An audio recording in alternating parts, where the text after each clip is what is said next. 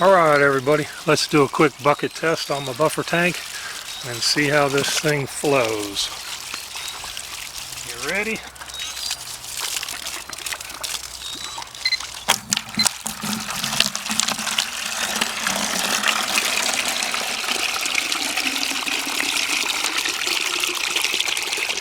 "30 seconds. 46 seconds to over the rim. There you go. Figure that math out here in just a little bit.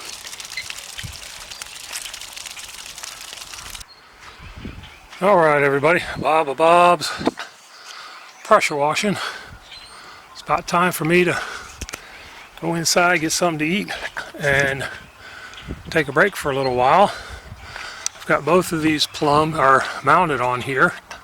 This one is temporarily plumbed, similar to how it's going to go, but it's not 100% yet. This is not a permanent installation. It is for the reel, not for the plumbing. This, I don't know yet, but it's up there, it's mounted, and I'll figure that out when I get to it. I'm going to leave this Hudson valve.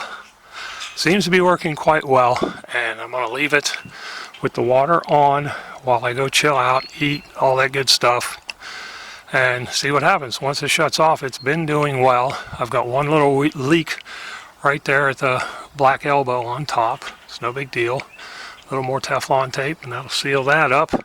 So we'll be back here in just a little bit, and this battery needs charged anyway. See you in a little bit.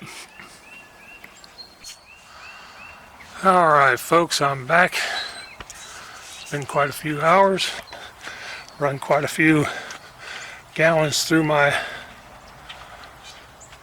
pressure washer, trying to get this sorted out. It's this little 18-gallon buffer tank mostly works, but it's not quite there.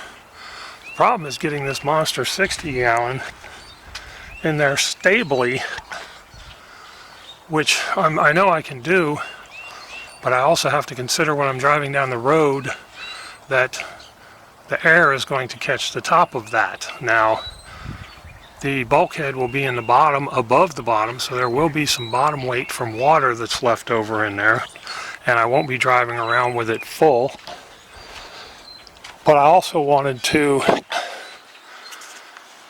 my first 100 feet of Flexzilla garden hose on the reel.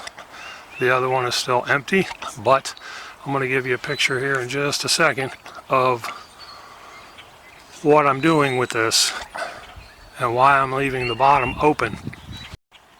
And here we are with the grill cover. It says 36-inch culinary grill cover, but it's not. It's for a 36-inch griddle. The cover itself, 76.5 inches wide, 24 and a quarter deep, and 36 inches high. So this will give me plenty of ability to cover these reels up and strap them to where the cover doesn't blow off and protect them in that regard. So that's what I got going on with that. That, my friends, is the idea for covering up the reels when they're not in use. This barbecue grill cover, it's a Blackstone, it's a good quality cover. Got a couple bungee cords for the bottom, don't know how long they'll last. It clips on the sides, but with a little bit of seating, it sits pretty good, all things said and done, considering it's not tailor-made. So let's see how this plays out. Should be okay. We'll see. But that's why I left the bottom open, because I don't really need to trap a bunch of water with no airflow in there. So we'll see again how it plays out. Wish me luck.